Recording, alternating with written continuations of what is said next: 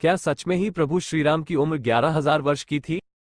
शोध कुछ और कहते हैं और ग्रंथ कुछ और। हम क्या माने? वाल्मीकि रामायण में उल्लेख मिलता है कि श्रीराम ने 11,000 वर्ष तक अयोध्या में राज किया था। परंतु क्या बताई गई उम्र सही है या कि कालांतर में वाल्मीकि रामायण में कोई हेरफेर किया गया? सवाल कई है, परंतु इसका उत्तर क्या है? वैदिक युग एवं रामायण काल की ऐतिहासिकता। सरोज बाला, अशोक भटनागर, कुलभूषण मिश्र के शोधानुसार श्रीराम का जन्म 5114 ईसा पूर्व 10 जनवरी को दिन के 12.05 पर भगवान राम का जन्म हुआ था, जबकि वाल्मीकि के अनुसार श्रीराम का जन्म चैत्र मार्च शुक्ल नवमी तिथि एवं पुनर्वसु नक्षत्र में जब 5 ग्रह अपने उच्च स्थान में थे तब हुआ था। इस प्रकार सूर्य मेष में 10 डिग्री, मंगल मकर में 28 डिग्री, बृहस्पति कर्क में 5 डिग्री पर, शुक्र मीन में 27 डिग्री पर एवं शनि तुला राशि में 20 डिग्री पर था।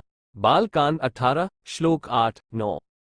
शोधकर्ता डॉक्टर वर्तक पीवी वर्तक के अनुसार ऐसी स्थिति 7323 ईसा पूर्व दिसंबर में ही निर्मित हुई थी, लेकिन प्रोफेसर तोबस के अनुसार जन्म के ग्रहों के विन्यास के आधार पर श्रीराम का जन्म 7130 वर्ष पूर्व अर्थात 10 जनवरी 5114 ईसा पूर्व हुआ था। उनके अनुसार ऐसी आकाशीय स्थिति तब भी बनी थी। तब 12:25 पर आकाश में ऐसा ही दृश्य था जो कि वाल्मीकि रामायण में वर्णित है। ज्यादातर शोधकर्ता प्रोफेसर तोबस के शोध से सहमत हैं। इसका मतलब ये कि राम का जन्म 10 जनवरी को 12:25 पर 5114 ईसा पूर्व हुआ था। यदि हम शोधकर्ताओं की बात माने तो 5114 ईसा पूर्व श्रीराम के जन्म हुआ था, तो इसमें सन 2021 को जोड़ने से यह पता चलता है कि आज से 7135,000 वर्ष पूर्व उनका जन्म हुआ था। तो फिर वे किस तरह 11,000 वर्ष तक अयोध्या पर राज कर सकते थे?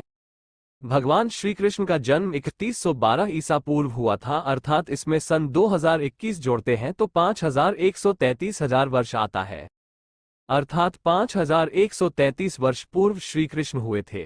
आर्यभट्ट के अनुसार महाभारत युद्ध 3137 ईपू में हुआ। हाल ही में 25 दिसंबर 2020 को 5157वीं गीता जयंती वर्ष मनाया गया। श्री कृष्ण के जन्म के बारे में कोई मतभेद नहीं है। कहते हैं कि महाभारत के युद्ध में रघुवंशी शल्य ने कौरवों की ओर से लड़ाई लड़ी थी, जो नकुल और सहदेव के मामा थे। कहते हैं कि वे श्रीराम के पुत्र कुश की 50वीं पीढ़ी में हुए थे। यदि यह बात सही है तो फिर इसकी गणना की जाए तो कुश महाभारत काल के 2500 वर्ष पूर्व से 3000 वर्ष पूर्व हुए थे, अर्थात आज से 6500 से 7000 वर्ष पूर्व। इस मान से भी श्रीराम का जन्म वही आज से 7000 वर्ष पूर्व का ही निकलता है। श्रीराम की अब तक के वंशावली क्रम को जोड़ने पर भी यह सिद्ध नहीं होता है कि उन्होंने 11,000 वर्षों तक राज किया था। यदि ऐसा होता तो वे महाभारत के युद्ध में मौजूद होते, और यदि ऐसा नहीं है तो फिर वाल्मीकि रामायण या आधुनिक शोध दोनों ही असत्य है। रामायण पढ़ने पर पता चलता है कि श्रीराम को 27 वर्ष की उम्र में 14 वर्ष का वनवास हुआ। श्रीराम का जब रावण से युद्ध हुआ तो उनकी उम्र लगभग 39 से 40 वर्ष की थी और रावण की उम्र लगभग 80 वर्ष की। 84 दिन युद्ध चला और इस बीच में जब मेघनाद मारा गया तो उसके शोक में रावण के आग्रह पर प्रभु श्रीराम ने 7 दिन के लिए युद्ध रोक दिया था। इसी आधार पर आप जान ले कि श्रीराम का उम्र तो उसी अनुसार बढ़ रही थी जिस अनुसार आम लोगों की बढ़ती है। तब वे कैसे और किस तरह 41 की उम्र में अयोध्या लौटकर 11,000 वर्ष तक जीवित रहे? हमें उनकी उम्र और राज करने की अवधि पर शोध करना चाहिए। यदि हम युगों की धारणा पर जाएंगे तो फिर इतिहास को तारीखों में नहीं लिख पाएंगे। ऐसे में हमारे ऐतिहासिक महापुरुषों को कल्पित ही समझा जाएगा। इसीलिए जरूरी है कि हम इतिहास को इतिहास की तरह समझें और लिखें।